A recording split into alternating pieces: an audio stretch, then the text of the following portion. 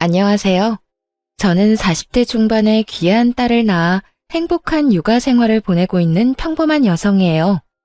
살다 보면 제가 설계한 대로만 인생이 흘러가는 건 아니더라고요. 저는 평소에도 계획적인 삶을 살았기 때문에 변수가 없도록 자신을 잘 관리해 왔어요. 그 덕분에 말단이지만 공무원이 될 수도 있었고, 운 좋게 좋은 남자와 결혼해서 행복한 결혼 생활을 할 수도 있었죠. 그렇다고 해서 저에게 완벽한 날들만 있는 건 아니었어요. 정말 생각도 못한 일들로 우울하고 화가 머리끝까지 나는 시간들을 보내야 했던 적도 있었어요. 오늘 제가 말씀드릴 사연은 힘들었던 그날들에 관한 이야기입니다. 남편은 참 좋은 사람이었어요. 영업직으로 해외 출장도 잦았던 그 사람은 항상 어딘가 갈 때마다 저와 함께하고 싶어 했던 사랑 많은 남자였어요. 그리고 헌신적이었죠. 이 사람과 함께라면 어떤 힘든 일도 견딜 수 있을 거라는 생각을 했고, 그 사람이 프로포즈 하자마자 결혼을 수락할 정도로 많이 사랑했어요. 그렇지만 모든 것이 완벽한 사람은 없다고 하죠. 이 완벽하고 멋진 남자에게도 딱 한 가지 단점이 있었어요. 다행이라면 남편 본인의 문제는 아니었어요. 바로 그 사람의 아버지, 제 시부에게 문제가 있었거든요. 상견례 때 양가 부모님이 모였을 때 시부의 한없이 가볍고 눈살 찌푸리게 만드는 언행에 저는 이 결혼에 대해 처음으로 불안을 느끼게 됐거든요. 아이고, 사돈댁 보니까 며느리 될 아이가 애는 잘 낳겠네요. 저희 집이 손이 귀해서 애 잘 낳는 며느리가 필요하거든요. 여자야 집에서 살림 잘하고 애만 잘 낳으면 그만이니까요. 공무원 딸을 자랑스럽게 여기던 친정아버지의 표정이 확실하게 기분 나빠 보였어요. 그리고 시부의 그런 행동에 저희 가족만 기분 나빠진 것도 아니었어요. 요즘 세상에 여자 남자가 어딨어요. 그리고 그런 식으로 말하는 거 실례예요. 죄송해요, 사돈어른. 저희 남편이 좀 옛날 사람 같은 면이 있어요. 말은 이렇게 하지만 저희도 맞벌이 하면서 잘 지내고 있어요. 이 사람이 집안일 할 때도 많은걸요. 그리고 애들은 분가시켜서 저들끼리 지내도록 할 거라 크게 걱정 안 해도 돼요. 저도 사업하는 사람이라 집에 붙어 있는 시간이 많지 않아서 애들도 신경 쓸 거 많이 없고요. 시부가 까먹은 점수를 시모가 다시 올려서 평균을 맞추는 것 같은 듣도 보도 못한 상견례였죠. 위태롭게 아슬아슬했던 상견례가 끝나자 친정아버지가 저를 따로 불러 말하더군요. 너희 시부 될 사람 생각하면 너 시집 못 가게 막고 싶다만 그 집 사부인은 시원시원하니 좋더구나. 게다가 사업하시면 시집살이도 덜 시킬 거 아니냐. 사부인이 바깥 사돈을 잘 지고 있는 듯 보이니 너도 힘든 일은 없을 것 같아. 그거 하나는 마음이 놓이구나. 그래도 우리 사위가 바깥 사돈을 닮지 않은 게 천만다행이야. 다정다감하고 널 많이 위하니 아빠는 그거 하나만으로도 다행이라 생각해. 친정아버지가 그렇게 말할 정도로 시부와 시모에 대한 평가는 극명하게 갈렸어요. 남편의 여동생인 신우도 IT 업계를 다니는 재원으로 시모를 닮아서 아주 야무지고 차분하더라고요. 그 4명의 가족 중에 시부만 딱 다른 종류의 사람이었어요. 시모가 왜 저런 남자와 결혼했는지 모를 정도였죠. 정말 다행인 건 우리 가족이 본 것보다 훨씬 더 시부가 시모에게 잡혀 살고 있었다는 점이에요. 게다가 시모 집안이 잘 사는 편이라 시모에게 평소에 꼼짝도 못한다는 걸 알았거든요. 그렇게 남편과 저는 결혼 날짜를 잡았어요. 그런데 문제는 그 후에 벌어졌어요. 이미 가족 간의 상견례가 끝나고 날만 잡으면 되는데 시부가 저를 영 탐탁지 않아 하더군요. 한 번은 저희 결혼을 빌미로 할 이야기가 있다며 시부가 저를 불러냈어요. 남편과 함께 가려고 했는데 그때 남편이 출장 중이라 혼자서 가야 했거든요. 혼자 가는 게 걱정돼서 남편에게 전화를 했죠. 아버지가 당신을 불렀다고? 나한테는 아무 말 없긴 하셨는데. 벌써 상견례도 다 끝났고 날만 잡으면 되는데 무슨 일이야 있겠어? 많이 걱정되면 내가 아버지한테 무슨 일인지 물어볼까? 나한테만 할 이야기 있다는데 당신이 왜 부르냐고 물으면 아버님이 좋아하시겠어? 말 안 듣는 며느리처럼 보일 것 같은데 그냥 내가 가보고 자기한테 연락 줄게. 그렇게 남편과 통화하고 시부가 부르는 곳으로 나갔어요. 그런데 밖에서 만나자 시부가 저를 지그시 보더니 입을 열더군요. 아가씨, 우리 아들이랑 진짜로 결혼할 거야? 상견례 때는 우리 와이프 때문에 내가 말은 못했는데 나는 아가씨가 마음에 안 들어. 그러니까 알아서 우리 아들이랑 헤어져주면 안 될까? 이런 말을 상견례가 끝나고 시부될 사람에게 들을 거라고는 상상도 못했죠. 벙찐 제 얼굴에 대고 그 사람은 안색 하나 바뀌지 않고 이어 말하더군요. 내가 왜 이런 말 하는지 궁금한 표정이네. 나는 말이야, 원하는 며느리상이 있어요. 그런데 아가씨는 내가 원하는 것과는 정반대야. 그 중에 하나가 아가씨 나이지. 우리 애가 35인데 아가씨가 38이잖아. 나이가 많은 것도 싫은데 내가 싫어하는 일하면서 남편 내조 안 하는 그런 여자네. 그러니 내가 반대를 좀 하겠다는 거지. 아들도 지금은 아가씨 좋아서 결혼하겠다고 하지만 자기보다 더 늙어가는 아가씨 얼굴 봐도 좋아할까? 지금이야 헤어지고 울고불고 해도 결국에는 나한테 감사할 거야. 듣는 내내 이 사람의 정신 상태와 수준을 의심하게 되는 말들이었어요. 정말 시부는 최악의 사람이었죠. 그렇다고 여기서 물러설 생각은 없었어요. 이 사람만 빼면 저한테 호의적이고 좋은 사람들 뿐이니까요. 그리고 솔직하게 말해서 다른 가족 몰래 저를 불러 이런 이야기를 했다는 건 다른 가족들은 그런 생각 없다는 걸 뜻하고요. 어느 정도 상황을 추측한 제가 시부에게 말했어요. 제가 알기로는 어머님도 아버님보다 연상이라고 알고 있는데 그럼 어머님도 나이가 많아서 싫으셨겠네요? 그런데 어떻게 결혼하셨죠? 제 말에 시부가 갑자기 눈치를 보더니 답을 못하더군요. 그 이유는 저도 잘 알고 있었어요.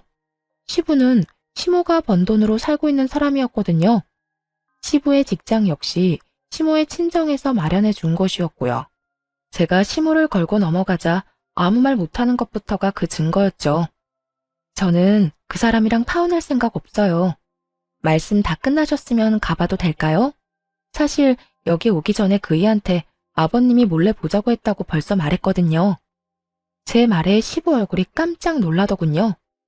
그렇잖아도 자기가 먼저 아버님한테 전화해서 무슨 일인지 물어봐 줄까 하고 이야기하던데 제가 우울한 목소리로 전화하면 아버님한테 오늘 무슨 이야기 했는지 전화할 수도 있겠네요. 제 말에 시부가 확 얼굴을 일그러뜨리더니 저한테 경고를 날리더군요. 오늘 이야기 아들한테 할 거야? 그건 아버님 하시는 거에 따라 다르죠. 의기양양하게 말했지만 사실 알 수 없었어요. 남편이 제 편을 들지 시부의 편을 들지 남편은 가족을 소중히 하는 남자였으니까요. 시부와 제가 정반대의 주장을 하게 됐을 때 누구를 선택할지 알 수 없었어요. 그래서 저도 시부에게 강하게 나갈 수 없었어요. 그래도 당분간의 시간은 벌었고 시부가 시모의 눈치를 본다는 사실을 알았으니 그 부분을 공략할 생각이었어요. 아버지랑 이야기는 잘했어? 저녁에 남편이 걱정이 됐는지 먼저 제게 연락을 했더라고요. 아버님이 나에 대해서 집에 따로 말씀하신 건 없어? 남편의 물음에 저도 물음으로 답할 수밖에 없었어요. 상황을 파악하려면 남편 상황도 알아야 하니까요. 사실은 그렇게 좋게 보신 건 아닌데 어머니랑 동생이 당신을 마음에 들어 하셔서 아버지도 그 뒤로는 아무 말도 안 하셨지. 왜? 당신한테 뭐라고 해? 정말 다행스러운 정보였죠. 내가 좀 모자라 보였나 봐. 나보다 더 좋은 며느리를 보고 싶다는 식으로 이야기하셔서 좀 놀랐지. 뭐?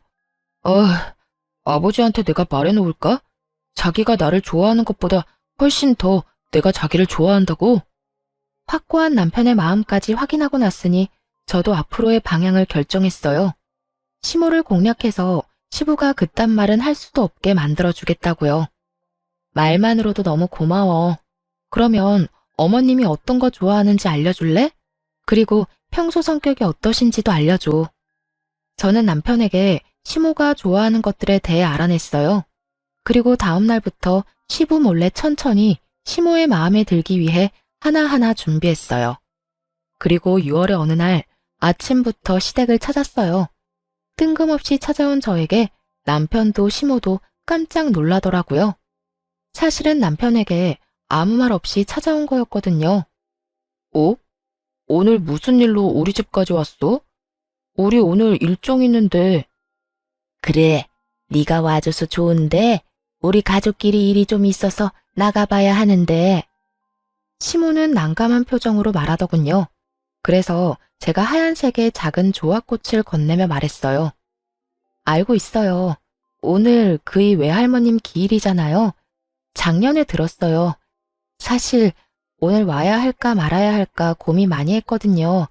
그래도 저희 이제 상견례까지 했고 곧 가족 되는데 이런 행사에는 빠지면 안 될 것 같아서 이렇게 연락도 없이 불쑥 찾아뵙게 됐어요. 혹시 제가 잘못한 걸까요? 제 말에 시모가 눈시울을 붉히더니 기특하다는 듯 제 얼굴을 보더라고요. 그러면서 제가 건넨 꽃다발을 안고는 저를 꼭 안아주시더라고요. 너무 고맙다. 어쩜 이렇게 섬세하니? 그래, 너도 이제 가족이지. 우리 같이 가자. 그러자 시부가 뒤에서 또 초를 치는 소리를 하더군요. 상견례 했다고 가족은 아니지. 아가씨 경우가 없네. 가족 행사에 이렇게 다짜고짜 끼어들면 어떡하나?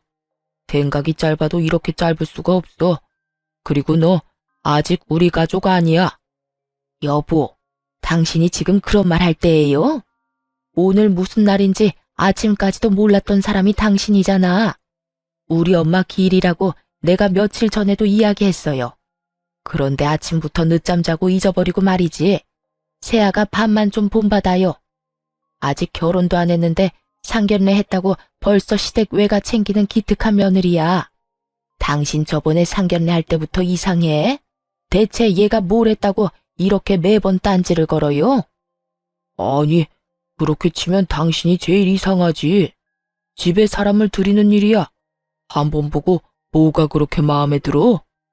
집에 사람이 드는 일이니까 좋은 거죠. 이렇게 세심하게 사람 챙기는 며느리가 많을 것 같아요? 게다가 공무원이라는 직업도 안정적이죠. 우리 아들 좋아하지. 집안 행사에 알아서 참여도 잘하지. 대체 뭐가 그렇게 못마땅하다는 거예요? 당신이 그럼 이야기 좀 해봐요. 이 며느리 어디가 그렇게 마음에 안 드는지. 시모는 아예 눈에 쌍심지를 켜고 시부를 바라보더군요. 그런 시모 눈길에 시부는 꼼짝도 못하더군요. 버벅거리며 한다는 핑계도 참 웃겼어요. 아니, 저렇게 괜찮은 며느리감이 왜 여태 시집도 안 갔나 싶어서 말이지. 어딘가 문제가 있으니까 시집을 여태 못 갔을 거 아니야? 그 생각 때문에 걱정이 많아서 그래. 우리 아들이 얼마나 괜찮은 놈인데 더 좋은 며느리 데려올 수도 있으니까.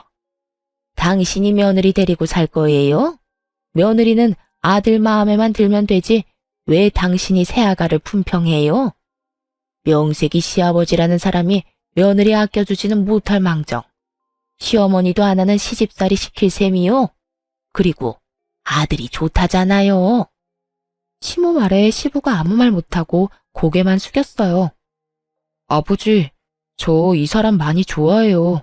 그러니까 이제 그만 허락해 주세요. 제가 이 사람 좋아하게 된 이유 중에 하나가 엄마랑 많이 닮아서거든요. 몇 년 만에 공무원 합격할 만큼 노력하는 사람이기도 하지만 엄마처럼 정도 많고 주변 사람 잘 챙기는 사람이에요. 부지런해서 하나부터 열까지 자기 손으로 해내려는 욕심 많은 사람이기도 하고요. 엄마랑 정말 닮아서 보고 있으면 도와주고 싶고 함께 해주고 싶고 걱정해주고 싶은 사람이거든요. 남편의 그 말이 체크메이트였어요. 시모의 눈동자가 반짝반짝해졌거든요. 그렇잖아도 며느리 행동에 감동을 느낀 차였는데 아들이 그런 며느리가 자기랑 똑 닮았다며 그래서 잘해주고 싶다는 이야기를 들으니 시모 기분이 엄청 좋아졌어요. 그리고 시모의 기분이 좋아짐과 동시에 시부에게는 외통수였어요. 아들이 데려온 여자가 엄마를 닮아서 좋다는데 거기서 안 된다고 하면 엄마 닮은 여자 싫다고 하는 꼴이잖아요. 시모 능력으로 다른 사람들보다 배는 편하게 사는 시부가 시모의 심기를 거스를 생각은 할 수도 없었던 거죠. 그렇게 저는 저를 눈의 가시처럼 생각하는 시부의 방해에도 불구하고 남편과 무사히 결혼할 수 있게 됐어요. 시모와 신우의 전폭적인 지지 아래에 말이죠. 그런데 결혼을 하고 나니 궁금한 게 생기더라고요. 시부는 도대체 왜 저를 그렇게 싫어했을까? 그 이유를 모르겠더라고요. 저한테 말한 걸 보면 나이가 많다, 일을 하기 때문이다, 이런 어이없는 이유를 댔잖아요. 그게 진심이라는 생각은 안 했거든요. 그래서 남편에게 슬그머니 물어봤어요. 저기, 우리 결혼 전에 아버님이 나 싫어하신 적 있잖아. 혹시 아버님이 왜 나를 별로 좋아하지 않았는지 당신은 혹시 알고 있어? 그거? 사실은 우리 아버지 엄청 가부장적인 집안에서 크셨거든. 남자는 하늘, 여자는 땅, 이런 집안. 게다가 그런 집에 독자로 태어나셨으니 그런 사상이 몸에 배어 있어. 근데 어머니가 사업하면서 돈도 잘 버시잖아. 워낙 어머니가 잘 나가니 억눌려서 더 그런 거지. 당신이 어머니처럼 잘 나갈 것처럼 보이는 게 싫었던 모양이야.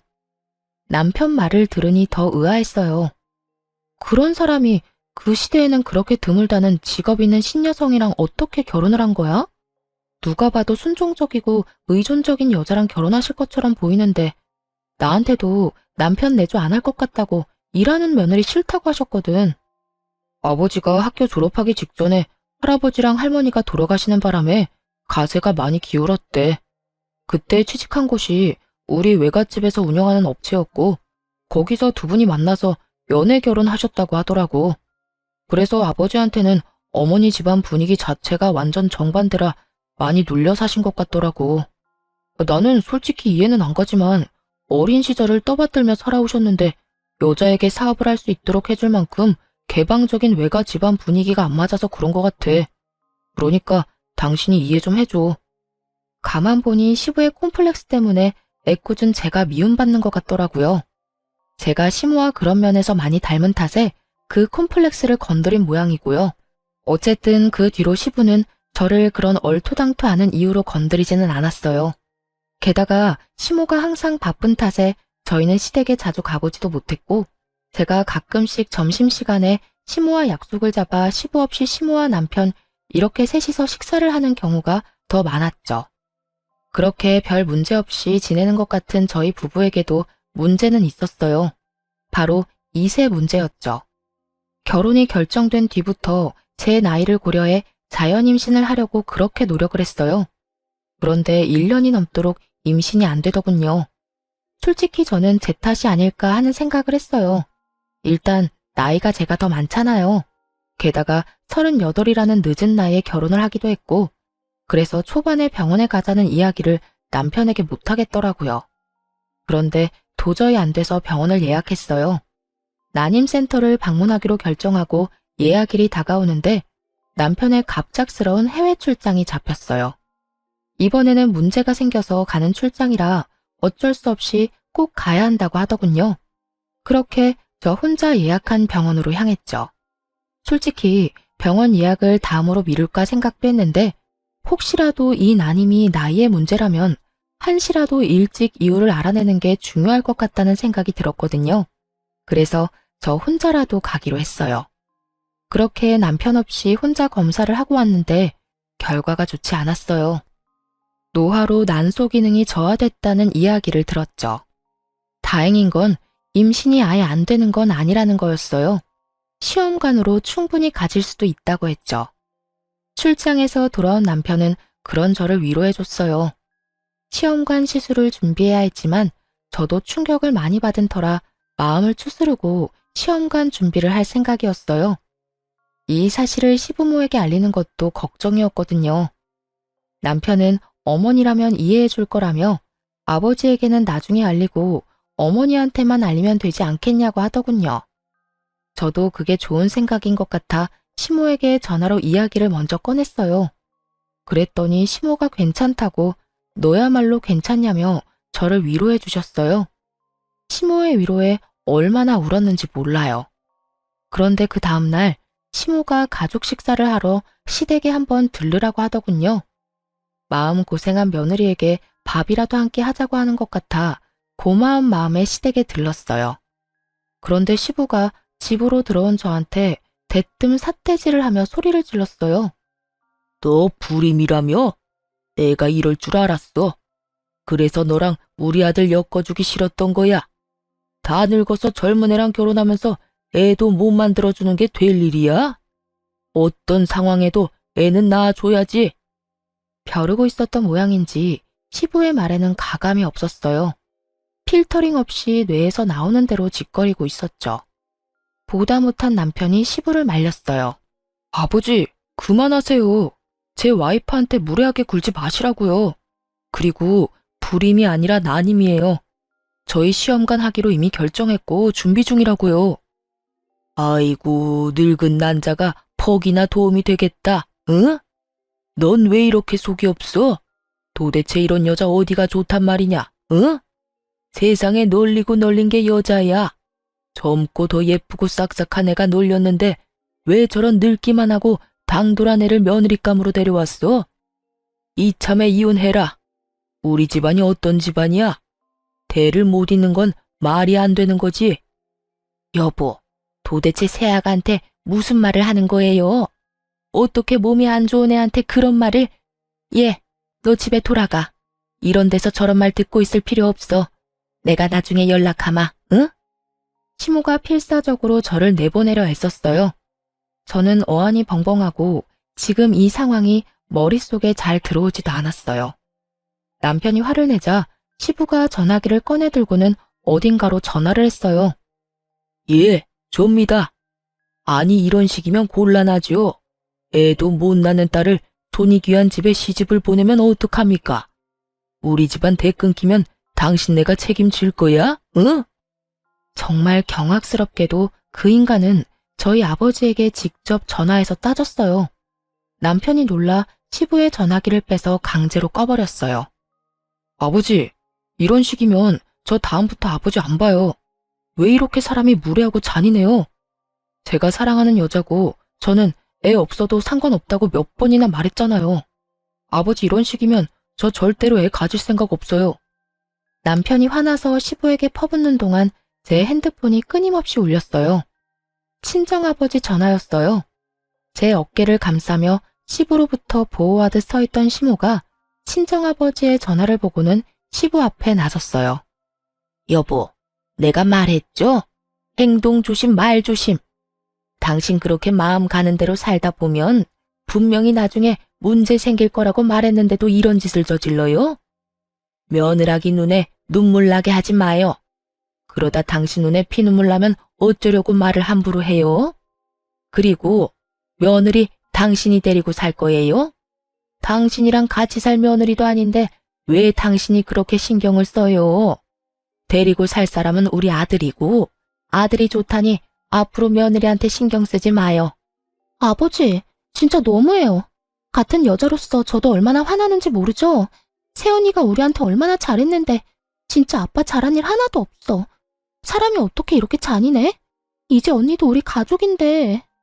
시부를 제외한 나머지 가족들이 저를 보호하고 나섰고 저는 그런 가족들의 위로와 걱정을 한몸에 받았어요. 아가, 미안하다. 이런 꼴 보게 하려고 오라고 한 게 아니야. 네가 힘들어 보이길래 밥이나 든든히 먹이고 신경 쓰지 말라고 우리는 그런 거보다 네가 더 중요하다고 그렇게 말해주려고 부른 거야. 아프고 힘든 일을 누가 원해서 겪겠니? 어쩌다 보니 어쩔 수 없이 이유도 없이 그렇게 다가오는 게 그런 일이라는 걸 우리가 모르지는 않아. 그러니까 너무 자책하지도 말고 힘들어하지도 말고 네 시아버지 정신 나간 소리도 귀담아 듣지 말고 네 남편 말만 듣고 살아. 그 위로에 눈물이 어찌나 나는지. 3명의 시댁 식구들이 너무 잘해줬기에 이혼은 생각지도 못했어요. 저 한 사람이 이 물을 모두 흐리고 있구나 하는 생각을 했죠. 그리고 속으로 언젠가 저 뺀질거리는 얼굴에 한 방 먹을 날이 오기만을 빌었죠. 그 뒤로 시모와 남편의 배려로 저는 시부와 만나지 않게 됐어요. 그런데 얼마 지나지 않아 시부와 자리를 함께할 일이 생겼어요. 바로 신우의 상견례 자리였죠. 남편도 미안하다며 조용히 밥만 먹고 오자고 이야기했었어요. 그런데 그날 완전 엄청난 문제가 생겼어요. 그것도 시부의 입방정 때문에요. 사실 가서도 시모는 제가 시부와 조금이라도 같이 있거나 가까이 있지 못하도록 만들어줬어요. 그래서 시부가 저에게 시비를 걸지도 못했죠. 그리고 상식적으로 이런 자리에서 며느리에게 시비를 거는 시부를 보고 그 결혼이 성사될 리 없잖아요. 그래서인지 냉랭하기는 했지만 상견례 자체의 분위기는 나쁘지 않았죠.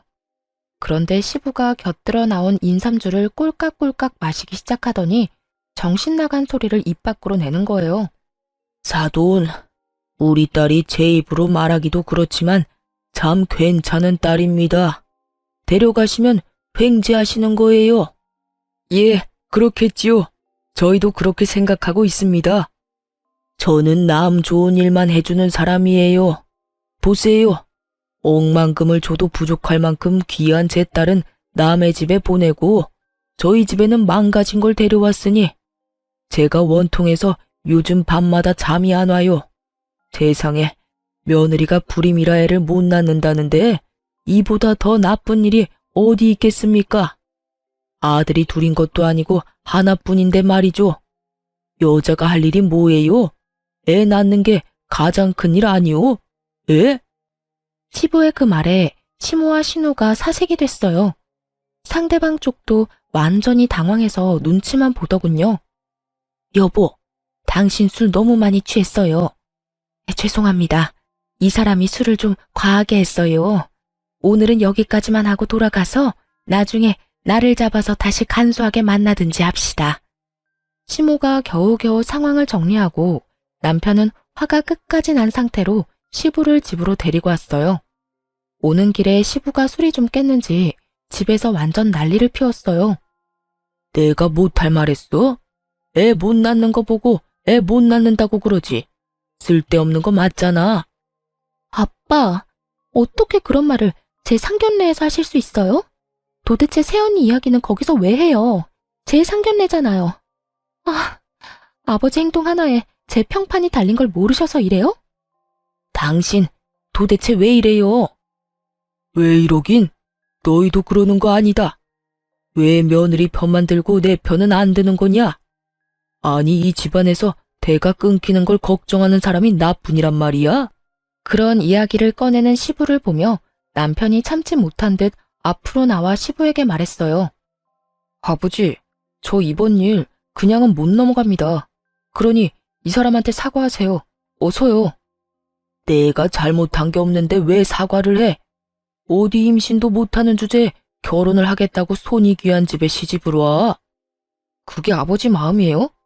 알겠습니다. 사과하실 마음 없으시면 저도 이제 앞으로 아버지 안 보고 살게요. 넌 가족보다 그 여자가 더 좋단 말이냐? 네가 어떻게 나한테 그럴 수 있어? 너 장손이다. 우리 집 독자야. 아버지야말로 저한테 왜 그러셨어요? 제가 이 사람을 얼마나 사랑하는지를 알면서 결혼 전부터 지금까지 꾸준히 제가 말씀드렸잖아요. 저희 와이프 좋은 사람이라고 제발 저한테 하듯 잘 대해달라고 말이에요. 전 이 사람 말고 다른 사람은 필요 없어요. 그리고 아버지 하는 행동 덕분에 애도 갖고 싶지 않고요. 그러니 앞으로 제 와이프한테 애를 못 가지느니 어쩌느니 그런 이야기 하지 마시고 저한테 말씀하세요. 제가 애 안 가질 생각이니까. 그리고 아버님이 이 사람한테 사과할 때까지 아버지하고 만날 일 없을 거예요. 남편의 폭탄 선언에 시부가 열이 받아서 얼굴이 시뻘겋게 변했어요. 야, 네가 어떻게 그래? 어떻게 며느리 편을 들어? 그래서 내가 며느리 괴롭혔다고 날 협박하는 거야? 편한 대로 생각하세요. 그리고 아버지 안 보겠단 말 협박으로 한 말 아니에요. 동네 창피하게 어디 가서 술 마시고 그런 이야기나 하는 사람 제 아버지로 두는 거 저도 싫어요. 그러니 앞으로 제 얼굴 볼 생각 마세요. 남편은 시부를 충격에 빠뜨린 뒤 저를 데리고 밖으로 나왔어요. 남편이 말하는 내내 시모와 신우가 아무 말 없이 남편 눈치만 보는 걸 보니 아마 미리 세 사람은 이야기가 다 되어 있었던 것 같았어요. 그게 아니었으면 시모가 중간에라도 말렸었겠죠. 그런데 그게 아닌 걸 보면 시모도 남편의 그런 생각은 알고 있었던 것 같더라고요. 그렇게 집에 돌아온 남편이 저한테 한 이야기는 뜬금없이 강아지 입양이었어요. 여보, 우리 애 가지지 말자. 애 가지지 말고 강아지나 키우면서 살자. 요즘 세상에 애 없이 사는 사람들 얼마나 많은데. 그리고 나는 당신만 있으면 돼. 그러니까 애완동물 같은 거 키우면서 우리끼리 살자. 한편 말이 너무 고마웠지만 또 한편으로는 서운하기도 했어요. 저는 아이가 가지고 싶었거든요. 그래서 남편을 설득했어요. 아버님한테 화난다고 아이를 안 가지는 건 아닌 것 같아. 우리 시험관 해보자. 나 이대로는 정말 분하고 원통해서 못 살 것 같아. 할 수 있는 데까지 해보고 안 생기면 그렇게 해. 딱 2년만. 그래도 안 생기면 우리 운명이라고 생각하고 받아들이고. 그렇게 말하니 남편이 저를 꼭 안아줬어요. 바로 그 다음 주부터 시험관 준비에 들어갔죠. 병원에 가서 그전 예약에서는 하지 못했던 남편의 검사도 겸사겸사 진행했는데 결과가 나올 순간 저희 모두 깜짝 놀랐어요. 저한테만 문제가 있다고 생각했는데 알고 보니 남편도 문제가 있었더라고요. 무정자증까지는 아니었지만 남편도 문제가 좀 있는 편이었어요. 그나마 다행인 것은 시험관을 하는 데에는 큰 무리가 없다는 거였죠. 남편은 당장이라도 그 검사 결과를 시댁에 알리려고 했지만 제가 남편을 말렸어요. 시모 생각이 나서요. 시모가 충격받을 것 같아서 시간을 두고 천천히 이야기하자고 남편을 설득했죠. 집 상황도 지금 어수선한데 좋은 이야기도 아니고 어차피 안 좋은 이야기는 저를 통해 들었으니 더 이야기해봐야 남편 탓처럼 보일까봐 신중하게 접근하기로 했죠. 그리고 저희가 한참 시험관을 준비하는데 시모의 생일을 맞이하게 됐어요. 생일날에 시부와 얼굴 마주하며 밥 먹고 싶은 마음은 없었기 때문에 시모와 신우에게만 살짝 말해서 저녁에 밥을 먹기로 했어요. 그런데 시모에게 그날 낮에 전화가 왔더라고요. 다급한 목소리로 남편과 저를 찾는 것을 보아하니 분명 무슨 일이 생긴 것이 틀림없었죠. 얘, 집에 좀 빨리 와봐라. 세상에, 지금 난리도 아니야. 나 어떻게 해야 될지 모르겠어. 네가 와서 이 사람들 좀 말려봐. 시댁으로 황급히 달려갔더니 집안이 초토화가 되어 있었어요. 거기에 있던 것은 신우 상견례 때 보았던 예비 사돈 어른이었어요. 상견례 자리에서 큰 소리 뻥뻥 치더니 이보시오. 당신이 누구 욕할 처지야? 검사 안 해봤으면 어쩔 뻔했냐고. 이게 뭔가 싶었는데 신우는 옆에서 울고 시모는 그런 신우를 보호하듯 서 있었어요. 그리고 시부는 완전 당황한 채로 서 있었죠. 돌아가는 상황을 보니 신우에게 문제가 있던 모양이었어요. 그런데 갑자기 쳐들어와 이런 무례라니 우리를 얼마나 우습게 본 건지 짐작도 안 가더라고요. 아니, 검사 결과가 잘못된 거 아닙니까? 내 딸이 그럴 리 없어요. 그럴 리가 없기는 검사 결과가 거짓말일 리가 없잖아. 아니, 어떻게 애도 못 낳는 여자를 들이밀어? 난 이 결혼 절대 허락 못해. 애 낳는 게 여자 할 일이라던 당신이 설마 이러고도 우리 애한테 당신 딸 들이미는 건 아니겠지? 우리 집안이 대를 잇는 게 얼마나 중요한데 사돈 될 사람 앞에서 며느리 욕하는 거 보고 혹시나 싶어 검사했는데 말이야. 재수가 없으려니까. 그만하세요. 여기서 한마디만 더 모욕적인 말씀하시면 경찰 부를 거예요. 무슨 말하고 싶은지 아니까 여기서 그만하고 돌아가세요. 제가 그렇게 말하자 그 사람도 저를 째려보더니 나가더군요. 한시름 놓는데 시부가 신우 손목을 끌어당기며 말하더군요. 네가 불임이라고? 거짓말일 거야. 병원 한번 가보자. 다시 검사해야 할 거 아니냐? 시부 행동에 신우는 더 울고 시모가 완전 열받았는지 시부 앞에 허리에 손을 척 얹고 서서 소리쳤어요. 이제 속이 시원해요? 저 사람이 여기 와서 행패 부린 거 다 당신 탓이야. 상견례 자리에서 그렇게 며느리 욕을 하는 무례한 행동을 서슴없이 했으니 상대방도 우리를 깔본 거잖아요. 내가 누누이 말했죠? 행실 조심하라고. 당신이 사람 많은 데서 며느리 망신 주니 우리한테 똑같은 짓 한 거잖아. 왜 나한테 그래? 내가 뭘 어쨌다고? 지금 이럴 때야? 딸 검사 다시 하러 가야지. 한 번 했으면 됐지. 애한테 또 상처 줄 셈이에요? 머리라는 게 달려있으면 생각을 좀 하고 살아요. 검사 다시 해서 어떡하려고요? 확인을 해야지. 확인해서 뭘 어쩔 건데? 확인 사살시키려고? 그만하세요.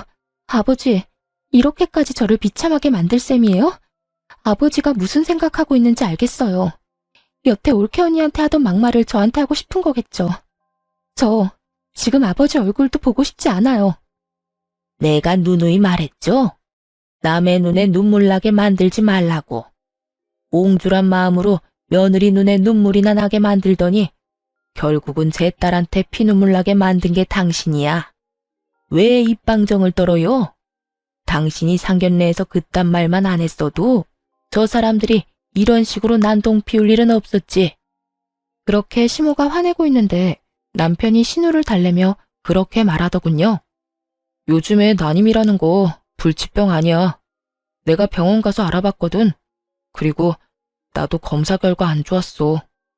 신우를 달래려고 한 그 말에 시부가 뜬금없이 눈에 불을 켜더니 시모를 쳐다보며 손가락질을 하며 큰 소리를 쳤어요.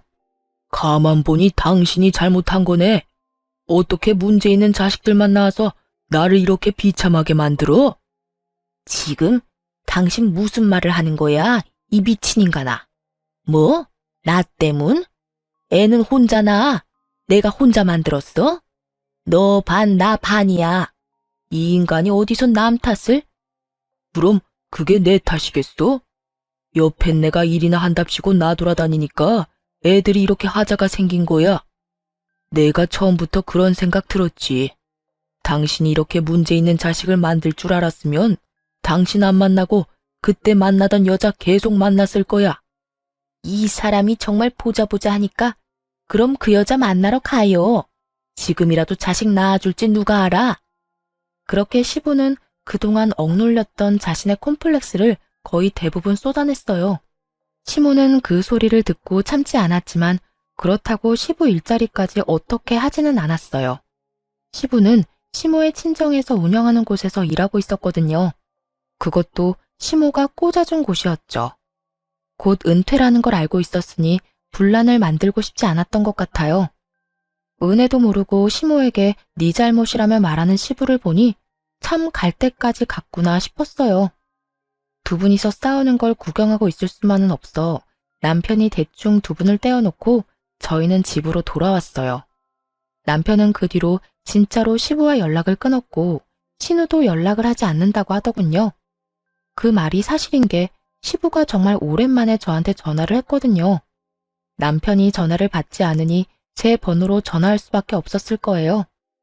네가 우리 아들 숨겼지? 이놈의 아들들이 하나같이 아버지 말은 안 듣고 말이야. 중간에서 나랑 연락하지 말라고 한 거 너 아니야?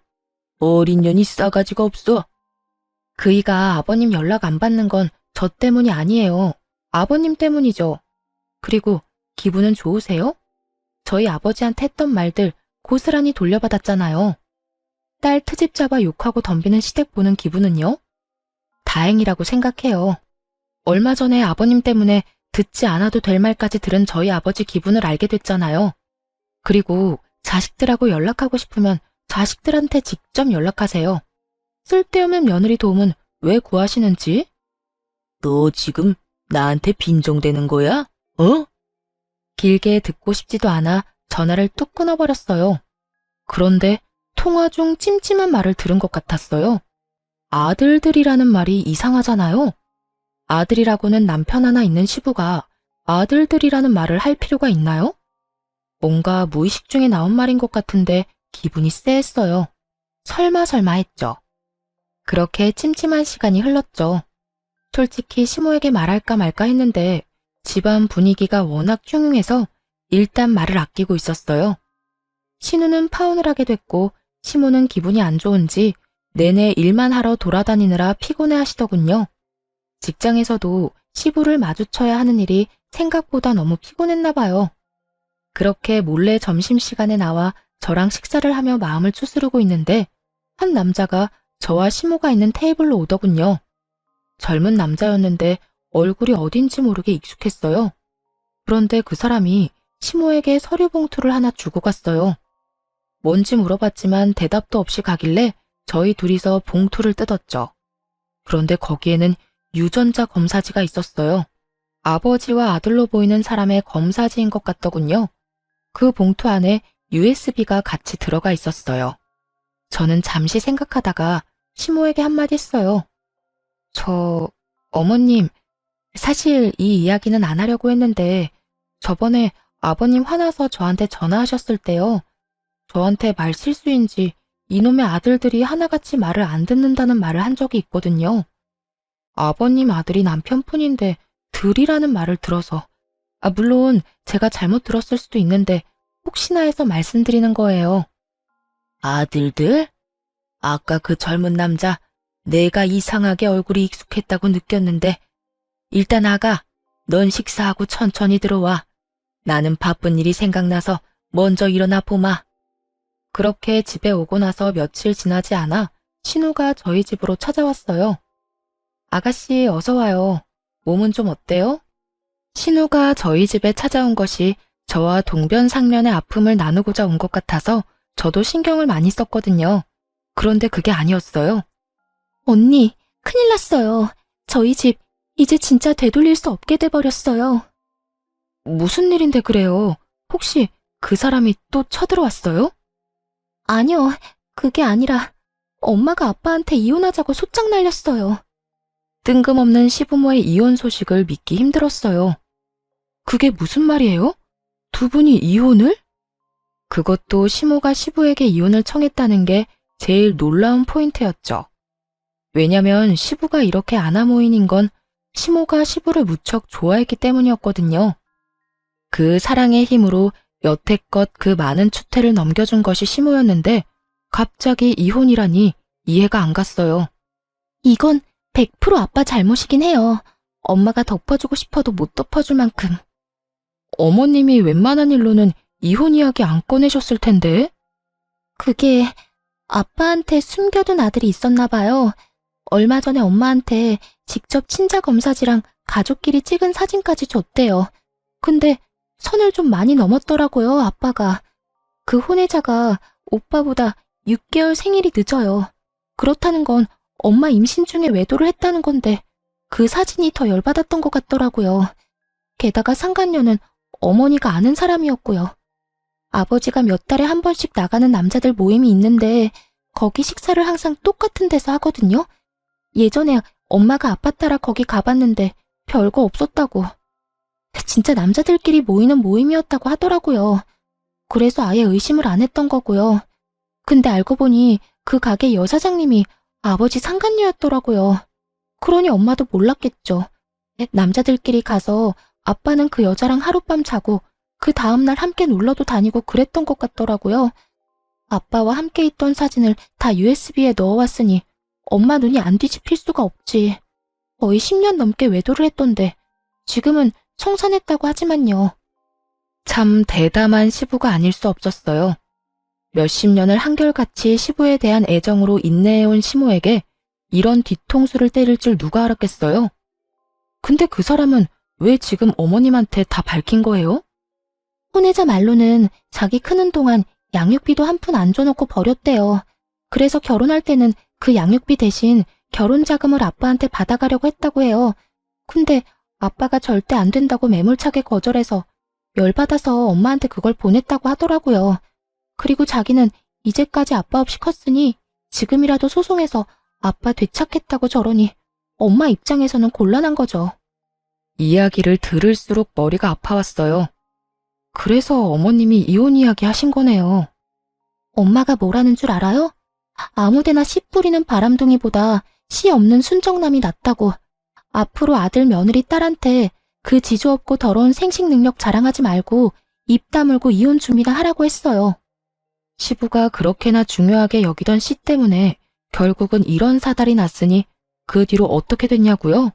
아주 지옥이었죠, 시부에게. 그 혼외 자식이 진짜로 친자 소송하는 바람에 시모는 시부와 빠르게 손절하고 이혼했고 시부는 위자료 내고 재산 분할은 거의 받지 못했다고 하더군요. 시모나 시부 이름으로 된 재산이 없었거든요. 거의 대부분이 재단 이름으로 되어 있어서 재산 분할 대상에 들지 않은 것 같았어요. 살고 계시던 집도 시모 친정오빠 이름으로 되어 있어서 뺏기지 않았다고 하더군요. 결국 개털된 시부가 혼외자를 찾아가 내가 네 아빠다 하고 말했지만 그 혼외자가 끈 떨어진 시부를 좋아한다고 말할 리 없잖아요. 알고 보니 시부를 철저히 고립시키려고 소송 진행했던 거고 한창 소송 중에 시부 이혼했다는 이야기에 취하했다고 합니다. 결국 친아들이 친자 확인 소송을 안 하니 부양의 의무도 사라져 중간에 붕 뜬 거죠. 시부가 찾아갔는데 여태 무시하며 남으로 살았으니 앞으로도 남으로 살았으면 좋겠다며 버렸다더군요. 시부는 와이프와 자식들에게 모두 버림받은 데다가 직장마저 은퇴한 직후라 돈도 못 벌고 단기 알바로 근근히 먹고 산다고 하더군요. 대가 끊어질까봐 며느리에게 모진 소리, 못된 행동하던 시부가 그 대를 이어줄 자식들에게 모조리 버림받은 걸 보니 속이 시원하더군요. 대를 이을 가족이 있으면 뭐 하나요? 자신의 되먹지 못한 언행으로 몸졸이 나가 떨어지게 만들었으니 결국 이제는 혼자 주변에 아무런 가족도 없이 쓸쓸히 노후를 맞게 됐잖아요. 늙은 후에 보면 자신이 걸어온 길이 보인다고 하죠. 시부의 현재를 보니 시부가 어떤 길을 걸었는지 정확하게 보이더군요. 시부가 시모에 의해 버림받고 남편과 신우는 시부를 찾지 않았어요. 다만 우리들끼리 찾은 이 안정과 평화를 지키는 쪽을 택했죠. 저와 남편은 어렵게 시험관으로 아이를 낳았고 신우는 그때의 남자와 헤어지고 다른 남자와 결혼해 저희처럼 시험관 시술을 준비 중이에요. 시모는 한동안 시부와의 피 터지는 이혼 소송으로 힘들어하긴 했지만 첫 손주 소식에 예전처럼 밝은 미소를 보내주고 있어요. 요즘에는 손주 재롱 보는 재미로 행복한 노후를 만끽하고 계시죠. 정말로 결혼을 하고 태풍 같은 일들이 휘몰아쳤던 것 같아요. 그래도 인생 통틀어 그런 안 좋은 날만 있는 건 아니잖아요. 나쁜 일 있으면 좋은 일도 있고 그게 인생이라고 생각해요. 여러분들의 많은 생각을 댓글로 남겨주세요. 지금까지 제 긴 사연 들어주셔서 감사해요. 다들 행복하세요.